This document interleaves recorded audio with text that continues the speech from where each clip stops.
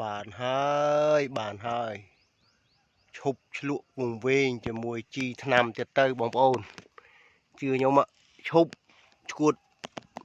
វង្វេងជាមួយជីថ្នាំទៀតទៅបានហើយបងប្អូននេះបានហើយខ្ញុំមិនឈួតមិនឆ្លក់វង្វេងជាមួយជីថ្នាំទេបងប្អូនណាតែបើអត់ជីអត់ថ្នាំចន្ទីខ្ញុំក៏មិនបានផ្លែថ្នាក់នឹងដែរមិនដែរបងប្អូននឹងបងប្អូនមើលនេះឈប់ឈួតជាមួយជីថ្នាំទៀតទៅបងប្អូននឹងហើយតែខ្ញុំអត់ជីអត់ថ្នាំវាអត់បានបាទកាលណាដែលអត់ជីអត់ថ្នាំទៅដំណាំវាអត់ល្អនេះបងប្អូនមើលនេះអញ្ចឹងមិនមែនតែមកតោងហើយក៏មិនមែនតែមកចង្កោមដែរបងប្អូនវាធ្វើឲ្យយើងនឹង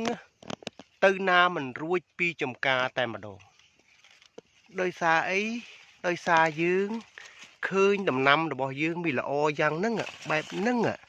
វាចេញមកអញ្ចឹងដំណោះស្រាយវានៅត្រង់ហ្នឹងអញ្ចឹងមកយើងយកអាតំណែងចេញទៅវាលែងមានបញ្ហាហើយមែនទេបងប្អូនអញ្ចឹងបានថាយើងធ្វើទៅនេះបងប្អូនវាចេញមកកញ្ញាញ់ខូមិនមែនមកតោងហើយក៏មិនមែនមកចំកៃហើយក៏មិនមែនមកចកោមដែរបងប្អូនអានេះខ្ញុំឲ្យមើលផ្នែកខាងលើសិនមើលតើបងប្អូនហ្នឹងហើយអ្នកដែលមានស្វាយចន្ទីជិះមើលចេះតែមើលតែអានេះនៅក្នុងដើមអានេះនៅខាងក្នុងនេះនៅខាងក្នុងនេះនៅខាងក្នុងខាងក្រោមឥឡូវយើងចេញមកខាងក្រៅវិញធ្លាក់ចង់ដល់ដីហើយនេះបងប្អូនមើលនេះមាននេះទៀតយុយើបយ៉ាងថាឈប់ឈួតវង្វេងជាមួយជីជាមួយថ្នាំទៅបងប្អូនណាហ្នឹងហើយតែសម្រាប់ខ្ញុំបើអត់ជីអត់ថ្នាំគឺអត់មិនបានទេណាបងប្អូនឃើញហើយអញ្ចឹង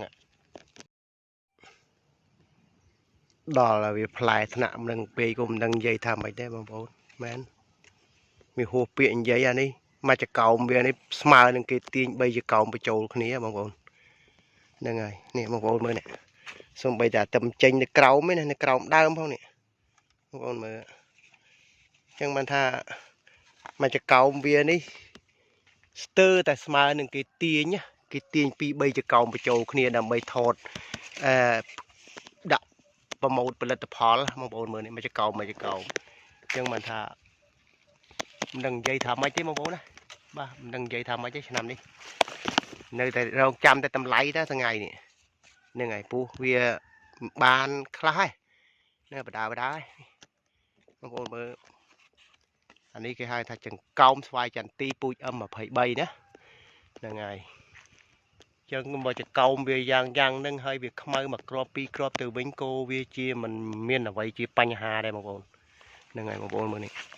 យើងមិនបាច់ទាញគុំគ្នាទេណាហ្នឹងហើយមិនបាច់ទាញគុំគ្នាទេថតឲ្យបងប្អូនមើលនេះ